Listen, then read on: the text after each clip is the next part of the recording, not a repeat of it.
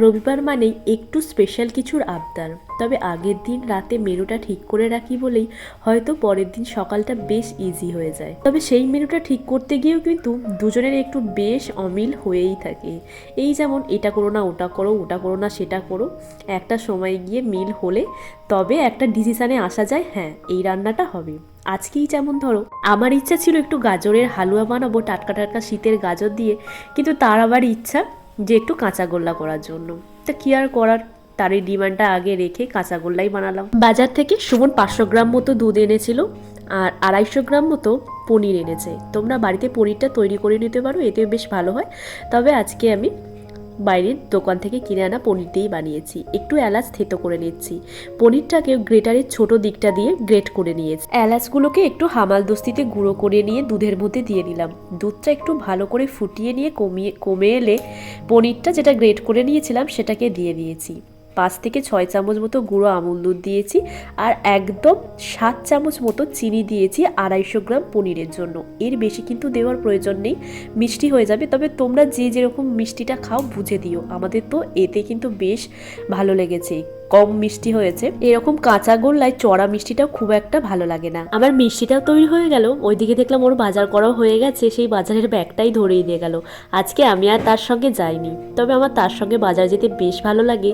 নিজে মন মতো সবজি কিনতেও আমার কিন্তু বেশ ভালো লাগে। টাটকা টাটকা সবজি দেখলে নিজেকে যেন মানে রুখতে পারি না। টাটকা টাটকা শীতের শিম, মূলো, বেগুন, কুমড়ো, ভাবলাম আজকে এই দিয়েই সবজির ঘন্ট বানাবো। তার আবার সবজি খুব একটা প্রিয় নয়, তবে মন মতো করে রান্না করে দিলে খেয়েও নেয়। তবে সবজি তো খাওয়া একটু প্রয়োজন, তাই না বলো? ওই জন্য এই সাধারণ সবজির রান্নাগুলো এমন করে বানায় যাতে সে না বলতে পারে না, বরং সে ভালোবেসেই খায় এবং বলে এর পরের বারেও কিন্তু এই সবজির রান্নাটা করো। শিম, কুমড়ো, মূলো সমস্ত কিছু একটু বড় বড় করে কেটে নিয়েছি। এর মধ্যে বেগুনও দিয়েছি।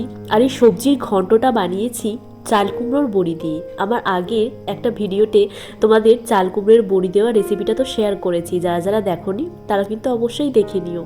একটা পাত্রে ঘি ব্রাশ করে মিষ্টিটা ঠান্ডা হওয়ার জন্য রেখে দিয়েছিলাম। একটু ঠান্ডা হয়ে গেছে, সবজিগুলো তো আমি বক্সের মধ্যে পুরে রেখে দিলাম আর কাটাকুটিও শেষ হয়ে গেছে। ছানার মিশ্রণটা একটু হাতের মধ্যে নিয়ে লাড্ডুর শেপে গোল গোলভাবে তৈরি করে নেবে। উপর থেকে একটু কেশরি কালার দিয়ে দিয়েছি। তোমরা চাইলে কেশর ভেজানো দুধ বা কেশর ওপর থেকে দিয়ে দিতে পারো। ঠিক আছে, এগুলো আমি ফ্রিজে পুরে রেখে আসছি। থেকে একটু পামকিন সিড দিয়ে ফ্রিজের মধ্যে রেখে এলাম। এবারে ডেলি যে মশলাগুলো লাগে তার মধ্যে থেকে জিরে একটু গুঁড়ো করে নিলাম। আমি বাইরে থেকে জিরে গুঁড়ো বা ধনে গুঁড়ো এসব কিছুই কিনি না, বাড়িতেই যতটা পারি চেষ্টা করি ফ্রি সময়েতে তৈরি করে নেওয়ার। তো এবারে আর তৈরি করা হয়নি, তা এখনই সেটা বানিয়ে নিলাম। সবজির জন্য একটু আদা, কাঁচা লঙ্কা, সর্ষে দিয়ে পেস্ট বানিয়ে নিয়েছি আর একটু বড়ি বের করে রাখলাম। সঙ্গে আজকে দুপুরে একটু মুড়ি ঘন্ট বানিয়েছিলাম কাতলা মাছের মাথা দিয়ে। তারই জন্য একটু পেঁয়াজ, টমেটো এগুলো কেটে নিয়েছি আর রসুন থেতো করে নিয়েছি। আদাকেও একটু ঘষে নিয়েছি, তোমরা চাইলে এগুলো পেস্টও করে নিতে পারো। ধনেপাতাকে একটু ছোট ছোট করে কুচিয়ে নিয়েছি। সমস্ত কিছু সবজির কাটাকুটির পর্ব প্রায় শেষই, এবার শুধু রান্নাটা করার পালা। কড়াইতে একটু সর্ষের তেল দিয়ে বড়িগুলো ভেজে নিয়েছি।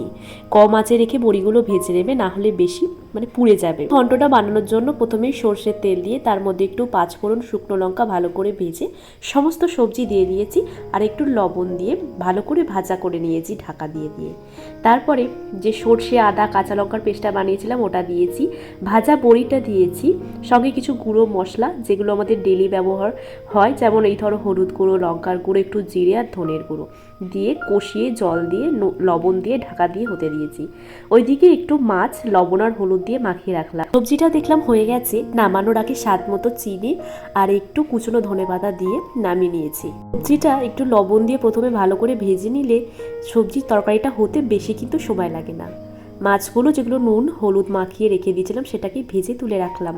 মুড়িঘণ্ট বানানোর জন্য কড়াইতে একটু সর্ষের তেল, ঘি দিয়ে গোটা মশলা দিয়ে দিয়েছিলাম।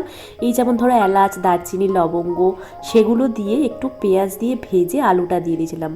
আলুটা ভেজে ওর মধ্যে একটু রসুন বাটা, থেতো করা আদা দিয়ে কষিয়ে দিয়ে দিয়েছিলাম এর মধ্যে গোবিন্দভোগ চাল। তারপর মাছের মাথা দিয়ে সমস্ত কিছুকে ভালো করে কষিয়ে হলুদ গুঁড়ো, লঙ্কার গুঁড়ো, জিরের গুঁড়ো, ধনের গুঁড়ো এগুলো দিয়ে পরিমাণ মতো লবণ আর জল দিয়ে ঢাকা দিয়ে হতে দিয়েছিলাম। নামানোর আগে হয়ে গেলে একটু ঘি ছড়িয়ে দিয়েছি আর স্বাদ মতো চিনি। তোমাদের সঙ্গে গল্প করতে করতে কখন যে পুরো ভিডিওটা শেষ হয়ে যায় তা বুঝতেই পারি না।